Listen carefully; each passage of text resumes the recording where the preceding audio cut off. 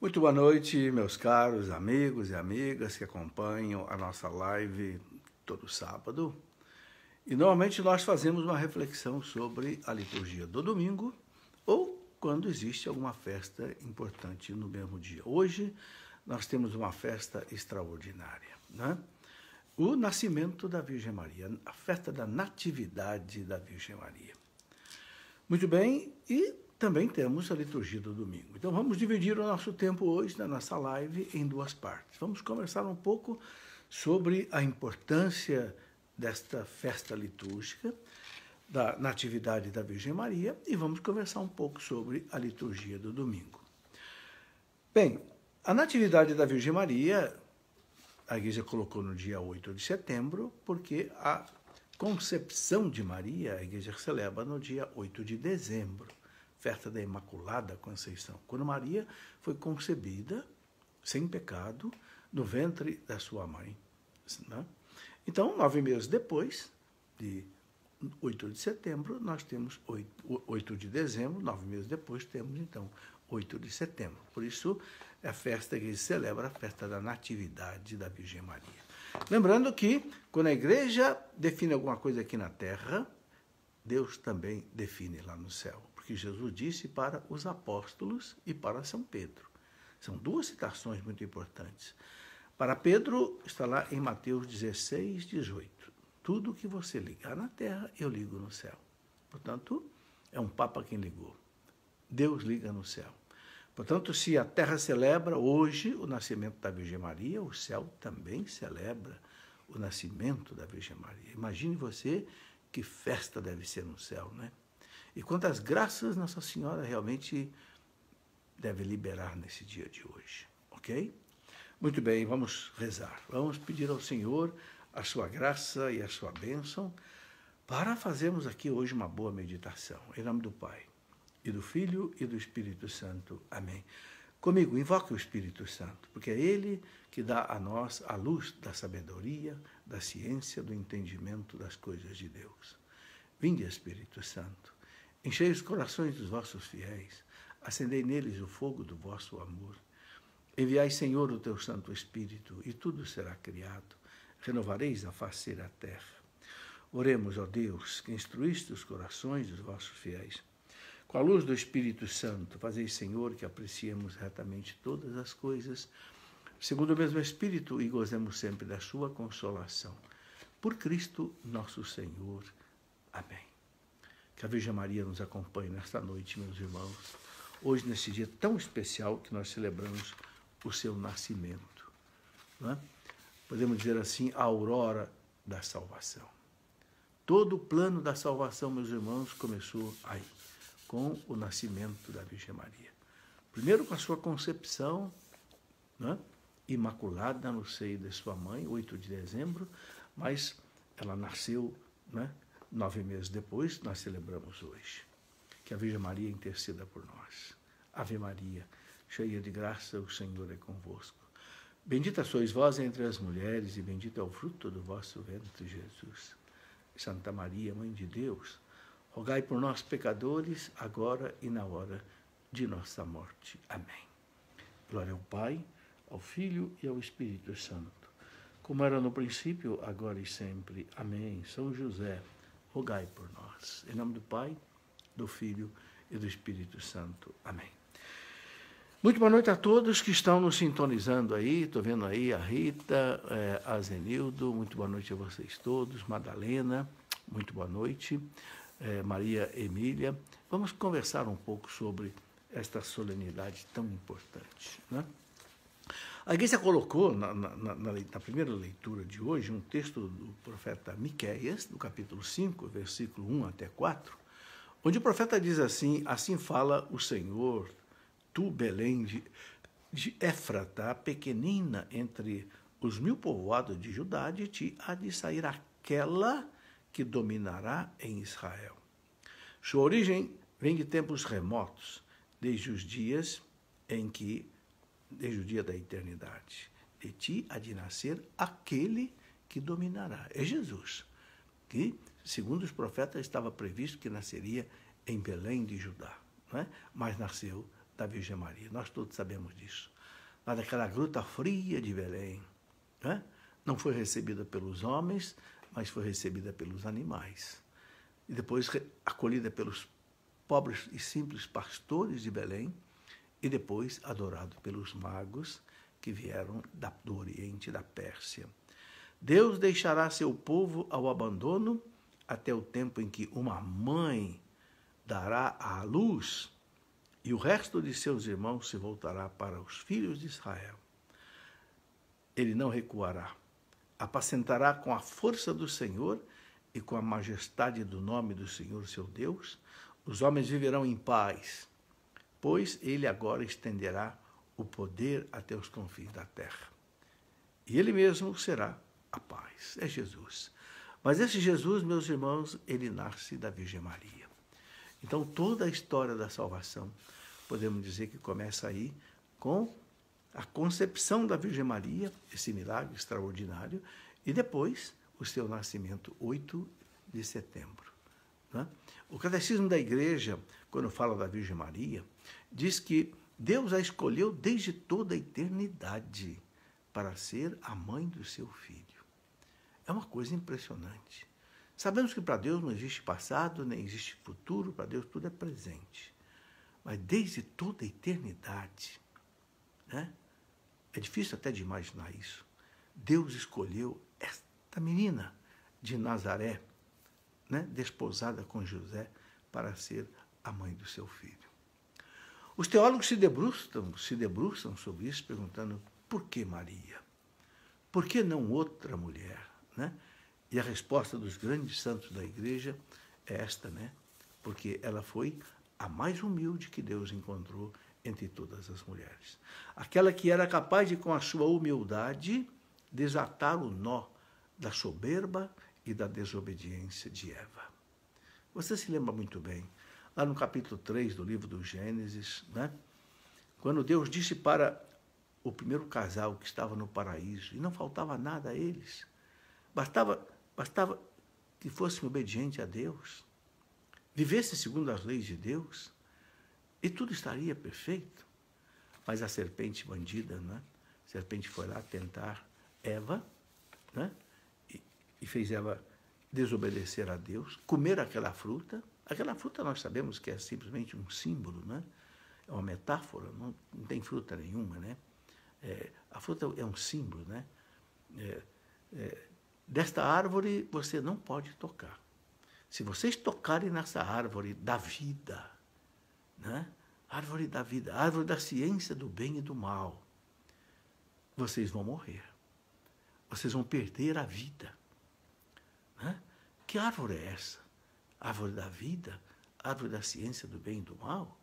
Santo Agostinho, São Tomás de Aquino, na teologia, explica que árvore da vida significava o quê? A obediência a Deus, o amor a Deus, a confiança em Deus, o abandono nas mãos de Deus, contra tudo e contra todos, era a fonte da vida. Também para nós hoje. A fonte da vida eterna, né? É a fé em Deus. Fé operativa, fé que se abandona em Deus, fé que acredita em Deus, fé que nos leva a rezar, fé que nos leva a amar, a fazer a caridade. É a fonte da vida, é a árvore da vida. Né? Então, se você, né, desobedecer, vai perder a vida. E depois, a árvore da ciência do bem e do mal. A árvore da ciência do bem e do mal quer dizer o quê? O homem não deveria querer ser ele o juiz do bem e do mal. Não, o juiz do bem e do mal é Deus. O homem tem que obedecer os mandamentos de Deus, a lei de Deus. Não, mas ele quis ser Deus, né? Ele quis o lugar de Deus. Tanto é que a tentação, né, que Eva sofreu foi exatamente essa. O quê? Deus disse que se você comer dessa fruta, você vai morrer? Mentira!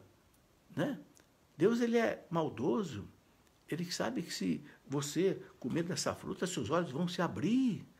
E vocês vão ser como deuses. Ora, meus irmãos, desde quando a criatura pode ser Deus? Desde quando aquilo que é finito pode ser infinito? Como pode aquele que é passível ser impassível? De jeito nenhum. Né? Mas a serpente é sagaz. Ela joga Deus contra a gente, né? E jogou Deus contra Eva. E Eva desconfiou do amor de Deus. E Eva quis ser Deus.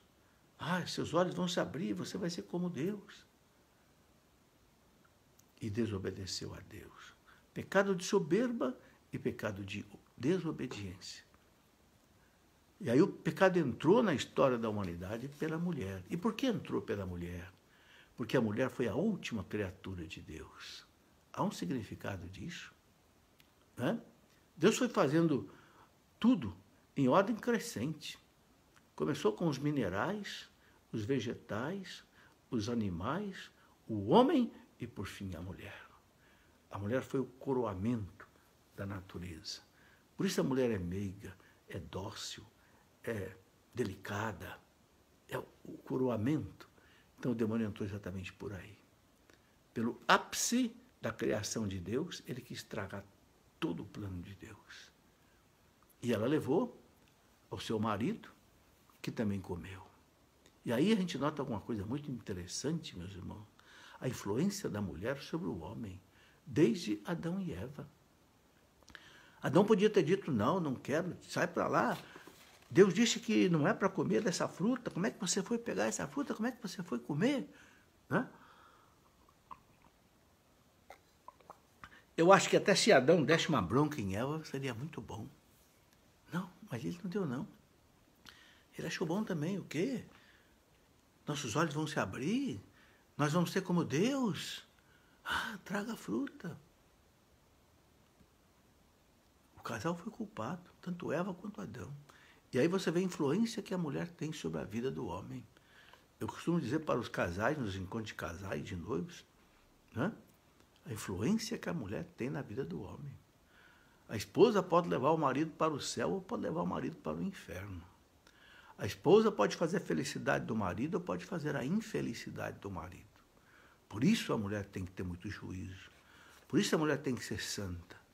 Por isso a mulher tem que ser uma mulher de Deus, de oração, de penitência, né?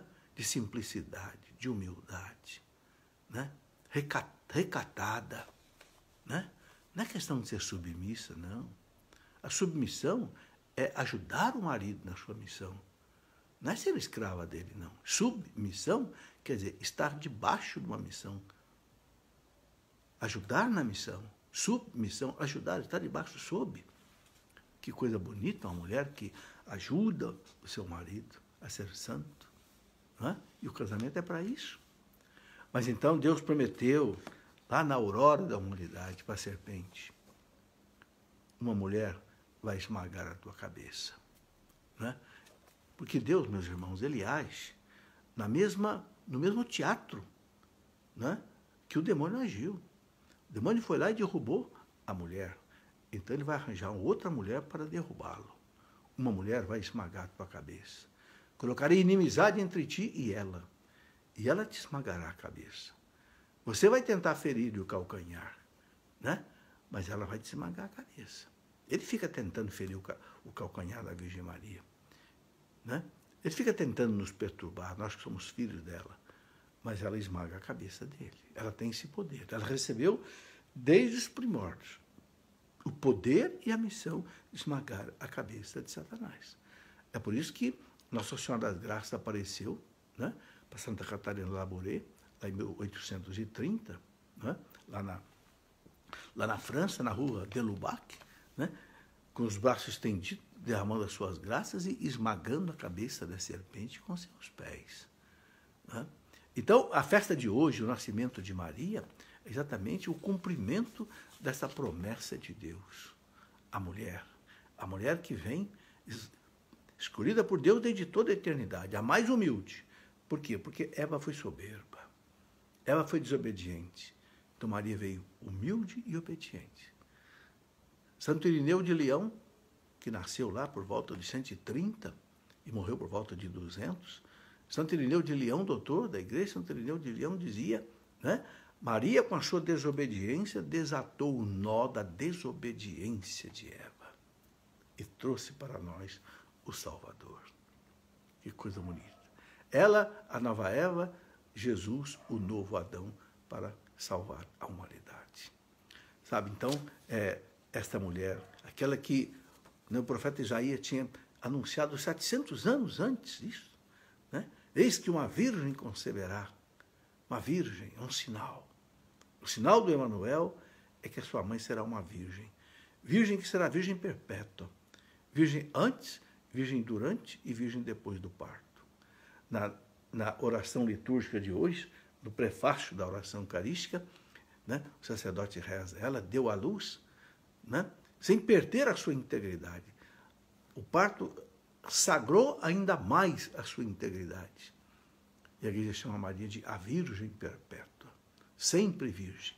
Aí partenos, em grego, sempre virgem. Né? Por quê? Porque é feio, é pecado a mulher dar à luz e deixar de ser virgem? Não, é o plano de Deus, é belo. Mas por que Deus a quis manter virgem perpétua? Porque Deus quis deixar um sinal. Santo Agostinho dizia, para aquele que é extraordinário, todas as coisas são excepcionais. Jesus é extraordinário. Então, para ele, tudo é excepcional. Ele foi concebido sem pecado por uma mãe concebida sem pecado original. Não é? Ele foi concebido por obra do Espírito Santo. Não teve o concurso de um homem. Não é? Tudo na vida de Jesus foi extraordinário, porque Jesus é excepcional. Então, o sinal do Emanuel é a virgindade da mãe. Santo Agostinho diz, virgem antes, durante e depois do parto. O grande São Cirilo de Jerusalém, doutor da igreja lá do século III, quando explicava isso, dizia, por que estranhar que Maria continue virgem, mesmo tendo dado à luz? Para Deus, nada é impossível. Né? Ele faz uma comparação muito interessante. A luz não atravessa uma vidraça de um lado para o outro sem quebrar a vidraça? Por que né, o verbo não pôde entrar e sair do seio da sua mãe sem rasgar as paredes? Ele é Deus. Para Deus tudo é possível. Ele quis manter a integridade da mãe, né, na sua virgindade. Sabe, meus irmãos, essa é a nossa fé. Essa é a doutrina que os santos padres nos legaram. Né? E eu gosto muito de lembrar, né, as glórias e honras da Virgem Maria. Nesse dia em que é o seu aniversário, né, nós podemos colocar para ela assim como que um presente muito grande, apresentar aqui as suas glórias. Né? Primeiro, a grande glória, né, dela ser imaculada, concebida sem o pecado original, pelos méritos da morte do seu filho na cruz. É claro que Jesus não tinha nascido ainda na nossa história, no nosso tempo, quando ela foi concebida no seio da sua mãe. Mas para Deus não existe o tempo. Para Deus não existe passado. Para Deus não existe futuro. Né? Então, pelos méritos da morte do seu filho na cruz, que Deus já sabia que ia acontecer na nossa história, no nosso tempo, Deus antecipou a graça da salvação para ela. Maria foi salva por Jesus também. Só que ela foi salva de maneira diferente. Nós somos salvos pelo batismo. Depois que o pecado original nos atingiu, a morte e a ressurreição de Cristo é aplicado a cada um de nós do batismo e nós voltamos a ser filhos de Deus. Voltamos a ser herdeiros do céu. Passamos a ser membros de Cristo, templo do Espírito Santo. Fomos salvos pelo batismo. Mas a Virgem não. A Virgem foi salva por antecipação, como que vacinada contra o pecado, pelo sangue de Cristo, para que, né, o pecado original nunca a atingisse. Né? Então, a Virgem é imaculada. E é tão bonito, né?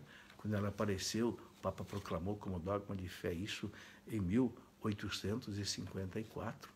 Né? O Papa Pio IX, naquela bula pontifícia, né? Inestimável Deus, né? Deus inestimável. Né? Depois, 4 anos depois, ela apareceu, né, lá na França, em Lourdes, na gruta de Massabielle, e disse para Bernadette Soubirous, eu sou a Imaculada Conceição. Né? Quando o sacerdote lá quis saber qual era o nome dela para atender o pedido que Bernadette fez de construir ali uma capela, né? Ela perguntou o seu nome, o padre quer saber seu nome. Ela disse, Je suis l'Immaculée Conception. Eu sou a Imaculada Conceição. O padre acreditou, o bispo acreditou, e nós temos lá, hoje, um dos maiores santuários marianos do mundo, onde acontecem tantas e tantas curas naquela água que ela fez brotar ali, né, naquela gruta. Então, Maria, né, Imaculada, Virgem Perpétua, Mãe de Deus, né? A grande glória de Maria, meus irmãos, de onde advém todas as outras glórias, ela ser Mãe de Deus. Você pensou? Né? Deus se fez filho de uma criatura dele. Né? O Verbo se tornou carne no seio da Virgem Maria. Maria é mãe do Verbo humanado. É mãe de Deus feito homem. Não tem como negar isto. É dogma de fé, proclamado solenemente. Theotokos, mãe de Deus. Lá no Concílio de Éfeso, no ano 431, quando aquele patriarca de Constantinopla, Nestório, queria negar que Maria era a mãe de Deus, né? Mas mãe apenas do homem Jesus, como se houvesse dois Jesus, um Jesus que é homem, um Jesus que é Deus. A igreja se reuniu lá no Concílio de Éfeso, no ano 431, lá na cidade de Éfeso, onde Nossa Senhora tinha morado com São João, né? E ali o concílio proclamou: Maria é Agios Theotokos, que quer dizer Santa Mãe de Deus. E é por isso que nós rezamos com tanta alegria, né? Santa Maria, Mãe de Deus, Mãe de Deus, tudo pode. Rogai por nós, pecadores, agora e na hora de nossa morte. Amém. Oh, meus irmãos, e como nós temos que rezar isto. Como nós temos que pedir hoje, nesse dia do nascimento de Maria, como nós temos que pedir pelo nosso Brasil, né? Esse nosso Brasil que nasceu sob o signo da cruz, né? 4 dias depois que Cabral chegou aqui, no dia 22 de abril, já no dia 26 de abril, foi celebrada a primeira missa no Brasil, lá na Bahia, né? Que coisa maravilhosa, né? A primeira coisa que aconteceu nessa nossa terra foi a cruz. No entanto, meus irmãos, como o Brasil está triste, como o Brasil, como tem gente longe de Deus.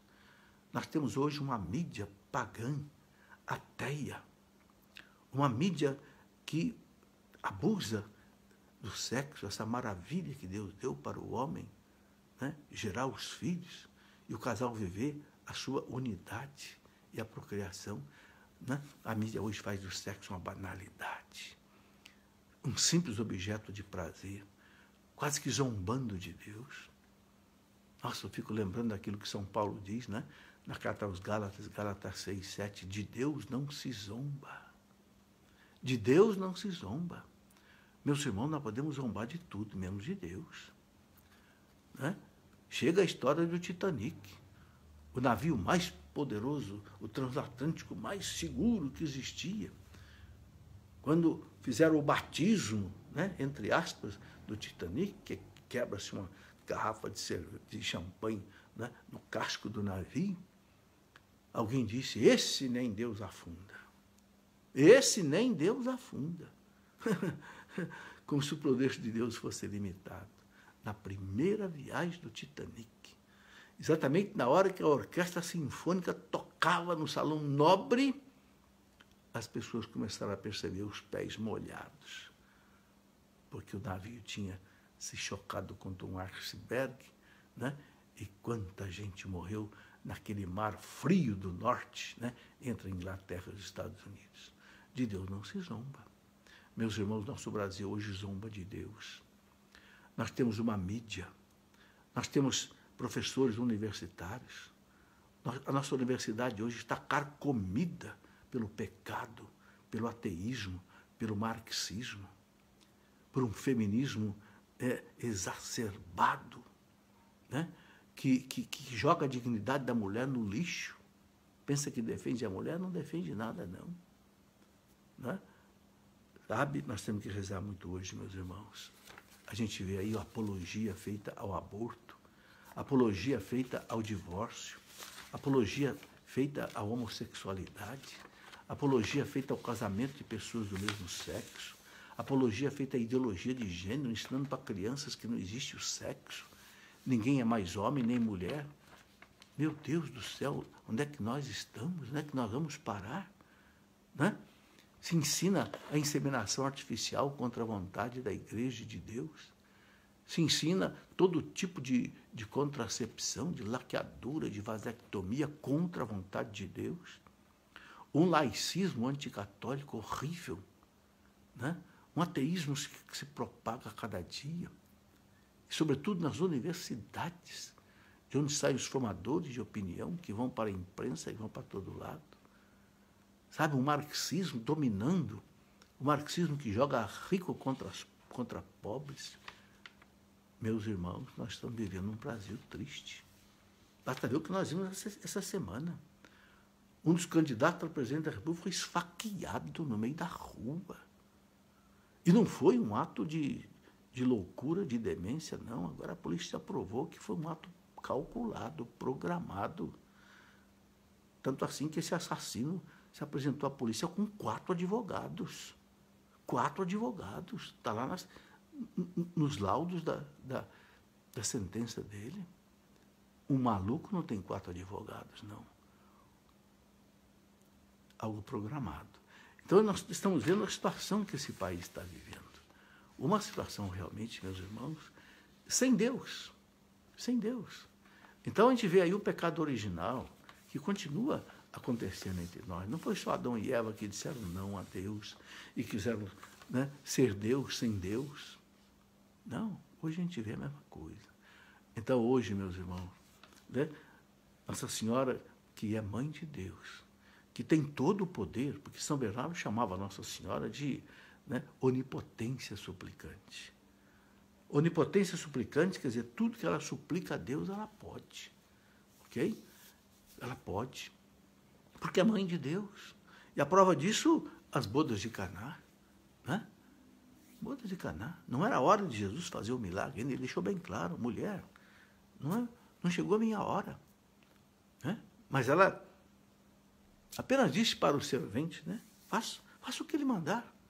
Eu não sei o que ele vai fazer, mas ele vai fazer alguma coisa que eu estou pedindo. Ele nunca me disse não. Ele está com 30 e tantos anos de idade, nunca me disse não, não é agora que ele vai dizer. E Jesus, né, baixou a cabeça, mandou que os serventes enchessem aquelas 6 talhas, cada uma com 100 litros. 600 litros, meus irmãos. Pensa que quantidade de água. E transforma em vinho da melhor qualidade, a ponto que o chefe lá da cerimônia ficou bobo e ainda disse para o noivo, né? Poxa, você devia servir o vinho melhor no começo, você deixou o vinho melhor para o fim? Vinho da melhor qualidade. Quando Jesus atende o pedido de Maria, ele atende com um milagre da melhor qualidade. Oh, meus irmãos, dobre seu joelho hoje antes de dormir. Peça a Virgem Maria hoje pelo seu aniversário. Peça a Jesus, ó Jesus, pelo aniversário da tua mãe, que te trouxe, que te gerou, que te levou para o Egito, para o Senhor não ser morto por Herodes, que o viu carregando a cruz no Calvário, que esteve aos seus pés, né? Aos pés da Santa Cruz. Né? Ó Jesus, por ela, salva o nosso Brasil. Dá ao nosso Brasil novos tempos. Dá ao nosso Brasil um tempo de paz, de moral, né? De segurança. Arranca, Jesus, com as raízes e tudo, a corrupção que existe no Brasil, a imoralidade que existe no Brasil, a zombaria que existe de Deus no Brasil. Né? É a mulher que é mãe de Deus. Temos que nos agarrar a ela, meus irmãos. Temos que nos agarrar à Virgem Maria. Né? E depois a igreja ensina que Maria, né, é aquela que é a filha predileta do Pai. A filha predileta do Pai. Eu gosto de lembrar isso, né? Maria tem um relacionamento perfeito com Deus. Ela não é deusa. Alguém chegou a dizer, erradamente, que Maria seria como que uma 4ª pessoa na Santíssima Trindade. Nada disso. Maria não tem nada de Deus. Uma criatura humana, uma mulher. Né? Mas uma mulher que foi escolhida para ser a mãe de Deus. A filha predileta do Pai. A esposa do Espírito Santo. Por quê? Porque concebeu pelo poder do Espírito Santo. Misticamente. Né? E a mãe do Filho de Deus. Então, não sei se você já fez essa reflexão. Olha o relacionamento íntimo que Nossa Senhora tem com Deus. Do Pai, ela é a filha predileta. Do Filho, ela é a mãe do Filho humanado e do Espírito Santo, ela é esposa. Olha, eu fico pensando, sabe? Eu tive a minha mãe, que já morreu, tenho uma filha, que está aí, graças a Deus, né? E tive uma esposa que já foi para Deus. 3 mulheres diferentes. Mãe, filha e esposa. Deus não precisou de 3 mulheres, não, para ter mãe, filha e esposa. Deus, uma mulher só, ele resolveu tudo. A mesma mulher é mãe de Deus, é filha de Deus e é esposa de Deus. Pensa que mistério.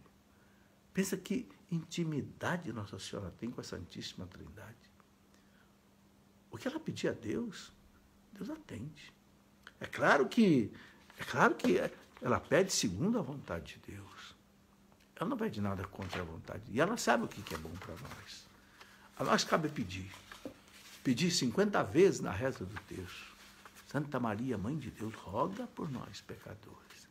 Agora, nesse momento da nossa vida, e de modo especial, na hora da morte. Né? Na última provação da nossa vida, roga por nós. E ela vai rogar isso. Né? Então está aí. Maria, né? Que coisa bonita a gente pode ver, imaculada, Virgem perpétua, Mãe de Deus, né?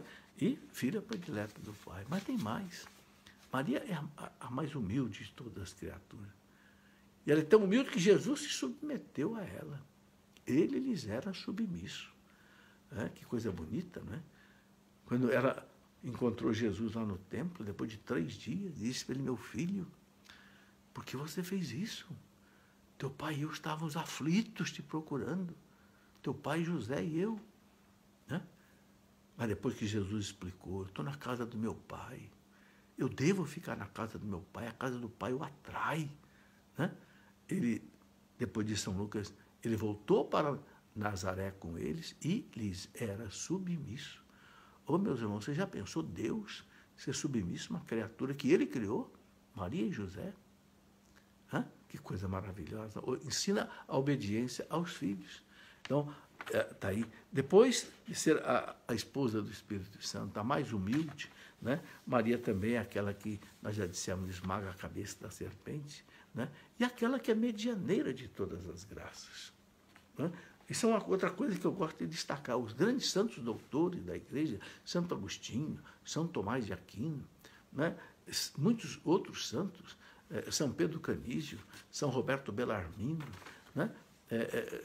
Todos eles disseram: todas as graças que descem do céu à terra descem pelas mãos da Virgem Maria. Por que eles colocam isso? Mesmo que você consiga uma graça através da intercessão de um santo, e que é muito bom e muito necessário, você faz uma novena a um santo, pede uma graça, você consegue a graça, mas os santos dizem: a graça vem por Maria. E é uma explicação muito simples que eles dão, e muito convincente, muito lógica. Ora, qual é a grande graça que o céu recebeu, da terra recebeu do céu? O Salvador, Cristo Jesus, nosso Senhor. E Jesus veio através de quem, meus irmãos? De Maria. Por isso que São Bernardo, doutor da igreja, ele chama Maria de a medianeira de todas as graças. O aqueduto de Deus. Aqueduto, você sabe, aquela tubulação que carrega água, né? Lá, da captação no alto da montanha até a cidade. O aqueduto traz água. Maria é o aqueduto de Deus, traz as graças de Deus.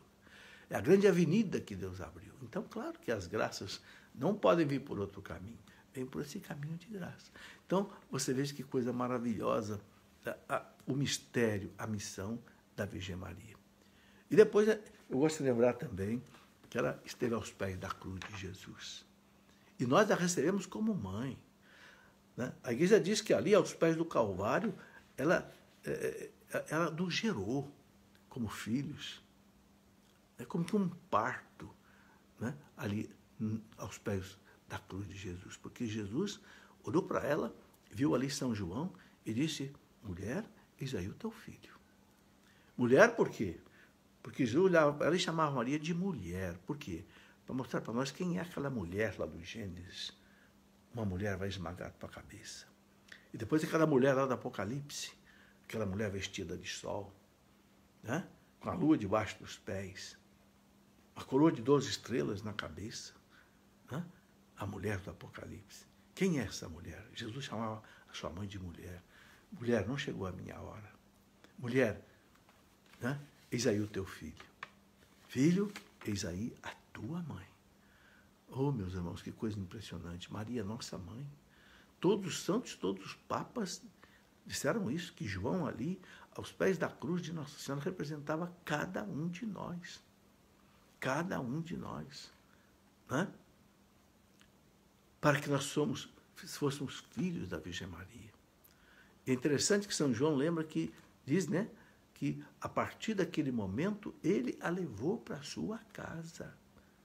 Porque Maria não tinha mais filhos, ou não tinha filhos, e São José já tinha morrido. Ela era viúva sozinha, só tinha o seu Jesus.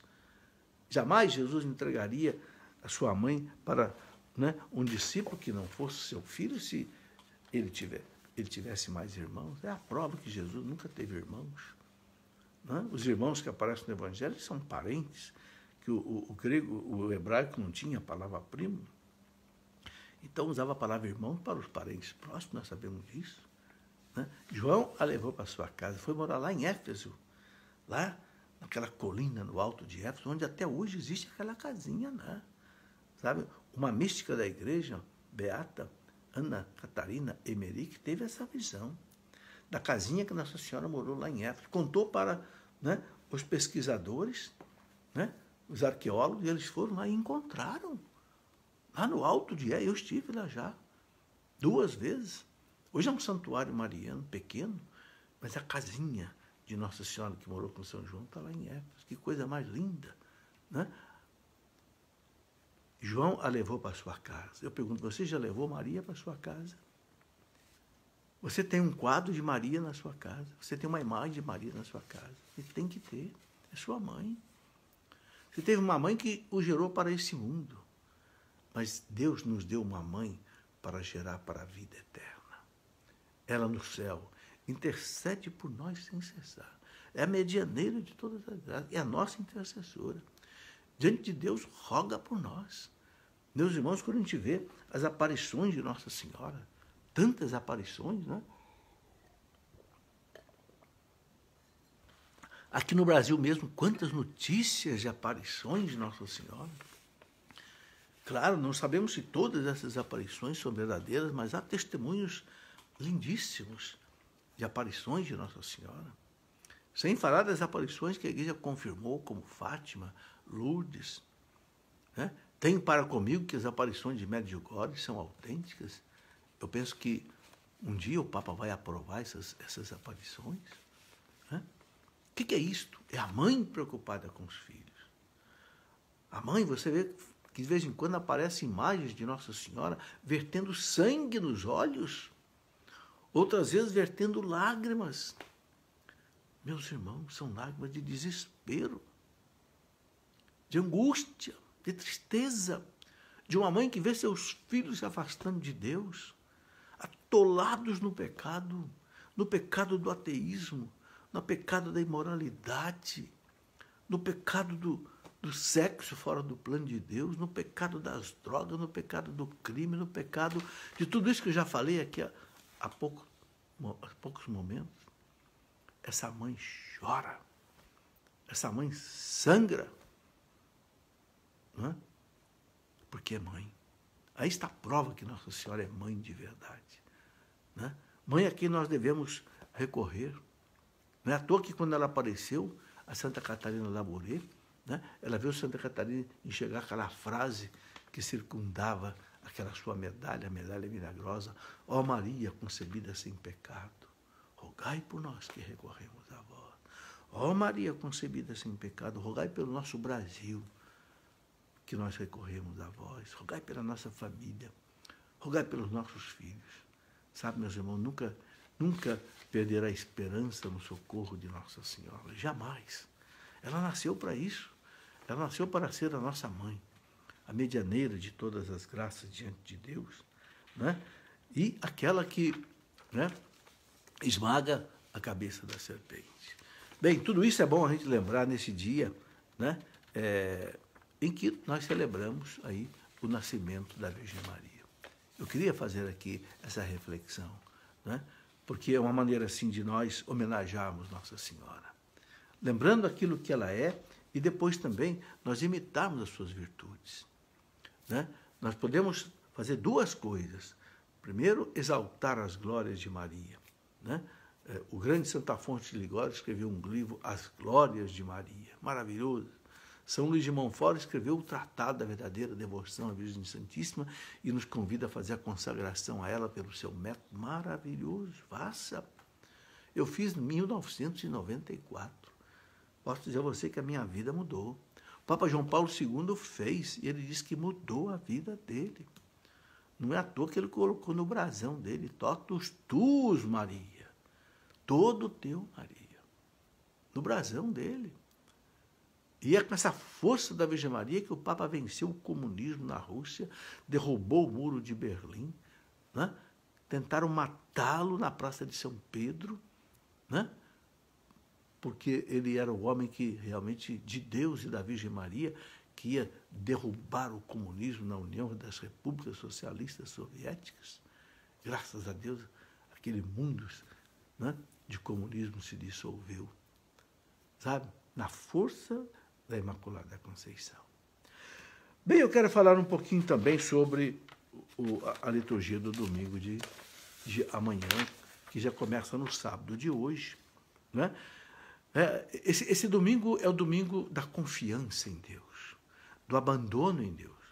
A confiança no sentido de nós não desanimarmos diante das nossas lutas, não só diante das nossas lutas pessoais, individuais, familiares, mas também das nossas lutas no mundo, no nosso Brasil.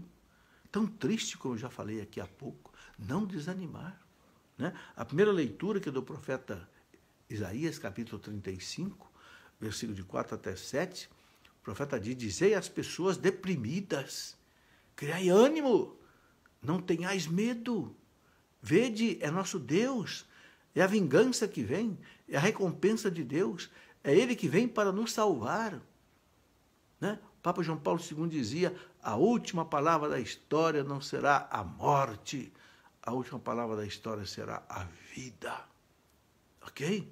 A ressurreição. Então o profeta já está lembrando aqui: então se abrirão os olhos dos cegos e se descerrarão os ouvidos dos surdos. O coxo saltará como um cervo e se desatará a língua dos mudos. Assim como brotarão águas no deserto e jorrarão torrentes no ermo. A terra árida se transformará em lago e a região sedenta em fontes de água. Meus irmãos, tudo isso lembra, né, os tempos messiânicos, né? Aqueles tempos em que o profeta Isaías, no capítulo 11 do profeta Isaías, ele fala como é que vai ser o tempo messiânico, quando Cristo voltar, né? Depois que nós tivermos travado todas essas batalhas contra o mal, que nós estamos travando hoje. Estamos travando, meus irmãos, uma batalha terrível contra o mal hoje. Você sente isso? Você que é cristão, autêntico, sente isso? Essa batalha atravessa dentro da igreja. Hoje nós somos obrigados a lutar até contra sacerdotes que não são fiéis à lei de Deus, catequistas que não são fiéis à lei de Deus. Que coisa horrorosa. Mas Cristo voltará. Não sei quando será, ninguém sabe quando será, mas nós já somos senhores da vitória. Os cegos verão, os surdos ouvirão, os coxos saltarão como servos quando restabelecer o reino de Deus. É aquilo que o profeta Isaías diz, né, no capítulo 11, versículo 1, seguintes: um renovo sairá do tronco de Jessé e um rebento brotará de suas raízes. Sobre ele repousará o Espírito do Senhor, né? Sabedoria, ciência, entendimento, conselho, fortaleza, piedade, temor de Deus. Ele diz, né, que então o lobo será hóspede do cordeiro. Que coisa bonita! O lobo, né, e o cordeiro não vão brigar mais. O lobo não vai mais querer comer o cordeiro. A pantera se deitará ao pé do cabrito. Que coisa linda! Tudo que a pantera quer é comer o cabrito. O touro e o leão comerão juntos, né? Ou seja, o touro vai comer palha e o leão vai comer palha. O leão não vai mais matar nenhum animal para comer. Como era no paraíso. Está escrito que lá no paraíso, né, o touro, o leão comia palha. E o menino pequeno os conduzirá. A vaca e o urso se fraternizarão. Não vai haver briga entre a vaca e o urso. Suas crias repousarão juntas. E o leão comerá palha com o boi. O leão comerá palha com o boi. Você vê que até no meio dos animais não haverá mais briga, não haverá mais morte, porque chega o reino do Senhor, o reino do Messias. A criança de peito brincará junto à toca da víbora, e o menino desmamado meterá a mão na caverna da áspide. Não se fará mal, nem dano em todo o meu santo monte, porque a terra estará cheia do conhecimento do Senhor, assim como as águas recobrem o fundo do mar. É isso. Neste domingo de hoje, a igreja está nos chamando para ter confiança em Deus e não desanimar no meio dessa luta difícil que hoje nós vivemos. Luta contra o pecado, luta contra a imoralidade, luta contra a violência, luta contra os estupros, né? Luta contra as fraudes, contra a maldade, né? Contra os assassinatos. O profeta diz: dizei às pessoas deprimidas, criai ânimo, não tenhais medo, vede, é o vosso Deus, é a recompensa de Deus, é Ele que vem e nos traz a salvação. Coragem, meus irmãos, a fé nos faz vencer. Por isso, né, na segunda leitura depois de São Tiago, né, ele coloca tudo isso. Meus irmãos, a fé que tendes em nosso Senhor Jesus Cristo glorificado não deve admitir a acepção de pessoas. Então, Tiago fala, não deve fazer distinção entre o rico e o pobre. Não é porque é rico que você vai tratar ele melhor. Não é porque é rico que você vai atender ele primeiro. Não é porque é rico que você vai dar atenção para ele. Não. Dê atenção ao rico e ao pobre do mesmo jeito. Não faça acepção de pessoas. Sabe? Nós temos que tomar cuidado com isso. Porque aquela pessoa que nos agrada, aquela pessoa que tem dinheiro, aquela pessoa que nos ajuda, a gente dá um destaque para ela, não é? Mas o outro pobre, esse não me traz nada, esse não me dá nada, não me ajuda em nada. Então, a gente pode correr o risco de fazer acepção de pessoas. São Tiago chama atenção para isso, né? Ele diz aqui, né? Pois bem, imaginai que na vossa reunião, entre uma pessoa com anel de ouro no dedo e bem vestida, e também um pobre com sua roupa surrada, e vós dedicais atenção ao que está bem vestido, dizendo, vem, senta-te aqui à vontade. Enquanto diz ao pobre, fica aí de pé. Ou então, senta-te aqui no chão, aos meus pés. Não fizesse, então, discriminação entre vós e não os tornasse juízo com critérios injustos? Meus irmãos, é um questionamento sério que São Tiago faz, né? Meus queridos irmãos, escutai. Não escolheu Deus os pobres deste mundo para serem ricos na fé e herdeiros do reino? Sabe? Os pobres, meus irmãos, são filhos prediletos de Deus, porque sofrem, não é? Como a gente vê o pobre sofrer, né? Nas filas aí do SUS, levando às vezes 3, 4, 5 meses para conseguir uma cirurgia, uma operação. E depois do Evangelho, né? Jesus saiu de novo da região de Tiro, passou por Sidônia, que era a região hoje do Líbano, né? E continuou até o Mar da Galileia, atravessando a região da Decápole, região de 10 cidades. Né? E aí trouxeram então um homem surdo, que falava com dificuldade, pediram que Jesus lhe impusesse a mão. Jesus afastou-se com o homem para fora da multidão, em seguida colocou os dedos nos seus ouvidos, cuspiu com a saliva, tocou a língua dele. Olhando para o céu, né? Suspirou e disse, Efatá. Efatá, que quer dizer, abre-te. Que quer dizer, abre-te. Imediatamente seus ouvidos se abriram, a língua se soltou e ele começou a falar sem dificuldade. Jesus recomendou com insistência que não contasse a ninguém. Mas quanto mais ele recomendava, mais ele divulgava.